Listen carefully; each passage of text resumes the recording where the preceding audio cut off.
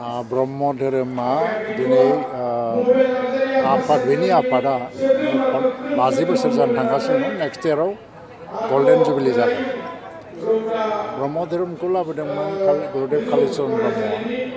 बै समनि थासारिखौ नायनानै बर' समाज, गोग्लैसोलांनाय बर' समाज बेबस्था गैयै, गुलाय गुजाय, सोलोंथाइ फारसे खुनु मोनसे सांग्रांथि गैयै, बेखौ लानानै ब्रह्म धोरोमनि गेजेरजों बियो फोसाबनाय लाबोनो नाजादोंमोन। दा बेवहाय धोरोमाथ' मोनसे गावबागावनि मोनसे फोथायनायनिसो आयदा। नाथाय बेयाव जायफोरनाखि दं ब्रह्म धोरोमाव, बे मानसिफ्रा मा मावगोन बेनि सायावसो सोनारो। बे मानसिनि मावनायनि सायाव सोनारो। कालिचरण गुरुदेबखौ मोननै लाइनाव जों नायोबा, बे मानसि हिसाबै सुबुं समाजनो गोबां होलांदों आरो धोरोम हिसाबै ब्रह्म धोरोमखौ लाबोदों। जेरैहाय गोदोनि दिनाव मोनसे खाना फोथायनाय दंमोन आरो इडुकेसन बा सोलोंथायाव थाङामोन, लेखा फरायामोन। ब्रह्म धोरोमनि प्रसारनि गेजेरजों समाज संस्कार लाबोबाय आरो इडुकेसनखौ कम्पालसारि खालामबाय। आरो बे इडुकेसनखौ कम्पालसारि खालामामोनब्ला बै समनिफ्राय फ्राय 1911सोनिफ्राय बिनि रिफर्मखौ जों जुदि नायोबा, बे सतिश बसुमतारी बायदि IAS अफिसाराबो जोनोम जानाय नङामोन। हरिशंकर ब्रह्म बायदि IAS अफिसाराबो जोनोम जानाय नङामोन। खारन बैफोर ओनसोला जाहैबाय ब्रह्म धोरोमनि गिबि गोहोम गोलैजेननाय ओनसोल। ओंखायनो बिसोरो सोलोंथायाव स्कुलाव थाब थांदों। जेनेबा जोंनि रन्जित शेखर मोसाहारि मोनाबो IPS जोनोम जानाय नङामोन। थ' बेयो मोनसे गिदिर अबदान आरो समाजखौ बियो जोबोद फोसाबलांदों। आरो राजा राममहन रायमोनखौ दिनै भारतीय समाजखौ फोसाबनानै मोनसे गोदान सभ्यता होलांनायनि थाखाय रायखाङोबा जों आर्य समाजफोरखौ, कालिचरण गुरुदेबाबो मोनसे फिसा ओनसोलाव मावदोंब्लाबो बिसोरनि खम मावाखै। दा बे हिसाबैनो कालिचरण गुरुदेबनि अबदानखौ जों बावनो नाङा जोंनि समाज जिबनाव। खिन्थु ब्रह्म धोरोमारिफोरनि फारसे मोनसे आंनि खावलायनाय, जे जायफ्रानोखि दा ब्रह्म धोरोमनि थाखाय खामानि मावबाय थायो, आंबो जोनोमनिफ्राय बिबौनि समनिफ्राय धोरोमखौ मोनबोदों। जुदिअ आंनि गाव हारसिंनि जिखि धोरोम सान्थौ बे एसे आलादा। आरो न'आव जिखिनि रिति निति ब्रह्म धोरोम फालिनाय मानाय बे जाबोदों। नाथाय धोरोमखौ आं गाज्रि मोना, धोरोमखौ आं मोजां मोनो। खिन्थु बे धोरोमा मानसिखौ उनथिं लांनो नाङा, गोसोम जुगाव लांनो नाङा, गोजों जुगावनो लाबोनांगौ आरो गोदान मुगानि गियानफोरखौबो होनांगौ। आरो दा बे बिथिंनिफ्राय नायोबा जोंनि मोनसे सिभिलाइज बर' ससाइटि दिनै कालिचरण गुरुदेबनि थाखायनो जादों होननानै आङो बुङो। नाथाय कालिचरण गुरुदेबा बेखौ आनफिल खालामामोन ब्रह्म धोरोम लाबोनानै जे फोसाबनांगौ। खारन बै समाव बर'फोरखौ मेस होनोमोन, म्लेस होनोमोन आरो गुबुन गोजौ हारिफ्रा मुगैनानै जोंखौ ज' ओंखाम जाजाबा रुमाव हाबनो होआ। बेफोरनिफ्राय उदांस्रि मोननोनो बियो ब्रह्म टाइटेल लिरनायसिमबो थांदों। नार्जारी बसुमतारीयाथ' थालांदोंआनो। लोगोसेयैनो जोंनि गेजेराव मोनसे फोसाबनाय लाबोनानै जोंनि हारिमुखौबो, जोंनि धोरोम परम्पराखौबो आरो जोंनि समाजनि रिति नितिखौबो जोङो हमथाना लाखिनांगौ। आरो बे हिसाबैसो बर' हारिखौ मोनसे सभ्य समाज एबा सिभिलाइज हारि हिसाबै गनायथि मोनहोनायानो बेनि थांखिमोनखाय ब्रह्म धोरोमारिफोरखौबो मोनसे खावलायगोन आङो, जे धोरोमा बहुद परिबर्तन लाबोयो मोनसे धोरोमनिफ्राय मोनसे धोरोमाव थांनाय लोगो लोगोनो। नाथाय बिनि गेजेराव जों भगबानखौ फुजिनायनि खान्थियाल' सोलायदों जानो हागौ। नाथाय जों बर' हारि हिसाबै जोंनि हारिमु, जोंनि दोरोङा बेनो। बे बाथौ धोरोमारिफ्रा जेखौ मानियो, ब्रह्म धोरोमारिफ्राबो बर'फ्रा बेखौनो मानियो।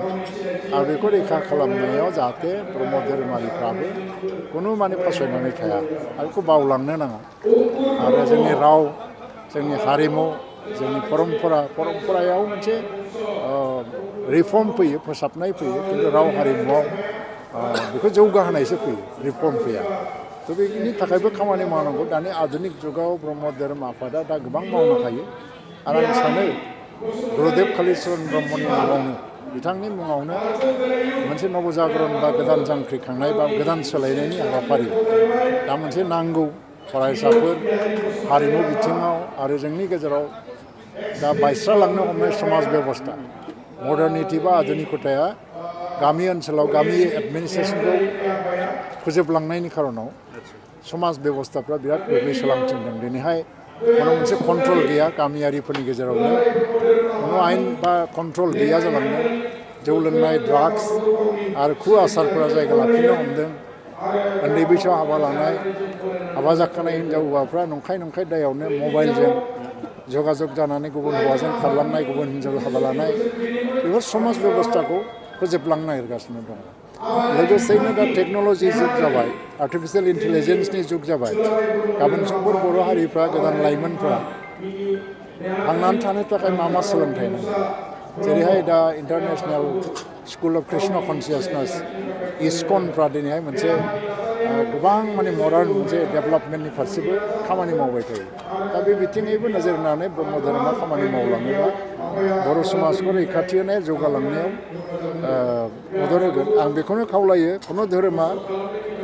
खुनु धोरोमजों कम्पिटिसन थानो नाङा ब्रह्मआ रावजोंबो कम्पिटिसन थानो नाङा बाथौआबो रावजोंबो कम्पिटिसन थानो नाङा आरो ख्रिस्टियानानो जा एबा गुबुन धोरोमाव थां जों कम्पिटिसनाव थांनानै जुदि धोरोमखौ माने गोरा खालामनो नाजायोबा स' बेयो समाजाव मोनसे अराजकता एबा दावराव दावसि लाबोनो हागौ बेनिखायनो गाव श्रेष्ठ जानो नाजा आरो गावनि गियान आरो गावनि जौगानायजोंनो मानसिफोरखौ बोगथाबनो नाजा आं बेखौनो खावलायगोन ब्रह्म धोरोम आफादनि बराय आफादनि जानानै 49थि जा बोसोरसालिया जथुम्मा जों खुंफुंदोंमोन दिनै बेयो 3थि सान आरो बे 3थि सानाव जोंहा सेथि नैथि थांबाय मोजाङैनो थांबाय दा जोंहा 3थि सानाव दिनै आगान होबाय आरो बे 3थि साननि दा जोंहा अपेन सेसन सोलिगासिनो दङ दा आङो बेखौनो बुंनो सानदों जे दुलाराय आसामनिफ्राय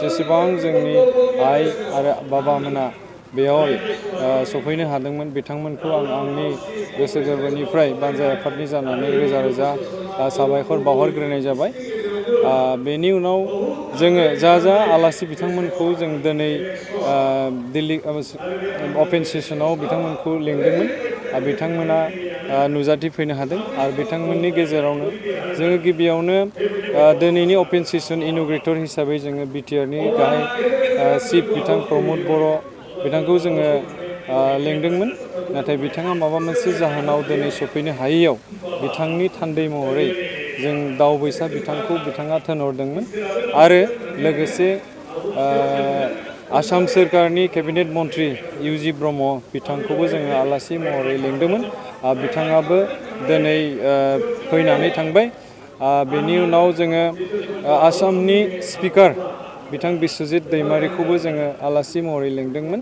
मैया बिथाङा डेलिगेट सेसनखौ इन'ग्रेसन खालामनो होदों आरो दिनैबो अपेन सेसनावबो बिथाङा नुजाथिफैनानै जोंनि गोसोखौ गोजोनग्लाय होदों आरो बेजों लोगोसे आसाम सोरखारनि मैखोम केबिनेट मिनिस्टार